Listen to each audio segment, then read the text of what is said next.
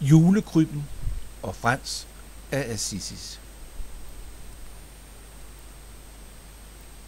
I 1182 bliver der i den italienske by Assisi født en lille dreng, der hedder Frans. Han er søn af en rig klædehandler, men selv bliver han bare en fattig munk.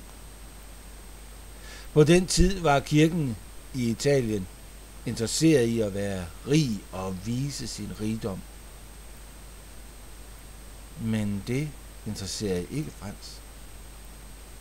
Han troede, at Gud kunne findes i de fattige. Han snakkede med dyrene, med fuglene, ja med træerne, om hvem Gud var. Og han lavede en af de allerførste julekrybber, man kender til. Han tog en helt almindelig stald, fyldte den med dyr og mennesker, en lille krybbe og en lille baby, så alle folk kunne se, hvordan den første julenat havde set ud.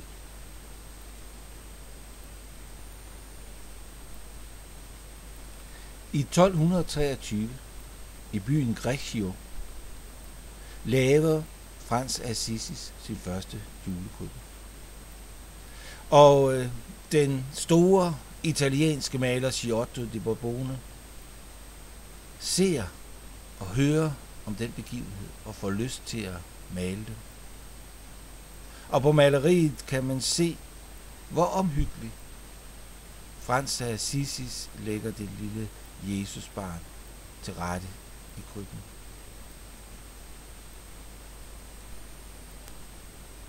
I dag kan alle, der har lyst, lave sin egen julekrybbe.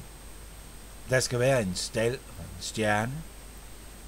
Der skal være Jomfru Maria og Josef og det lille Jesusbarn. Barnet skal ligge i en foderkrybbe med hø i. De fleste laver også nogle dyr. Et æsel måske, eller køer. Så lader også mange hyrderne komme på besøg med deres får, og måske endda de hellige tre konger. Man kan lave en julekrybbe lige præcis, som man har lyst til. Man kan lave det af papir, karton, gamle toiletruller, eller måske trylledej. Det er faktisk helt op til en selv, hvordan man forestiller sig, det så ud i stalden den første julenat.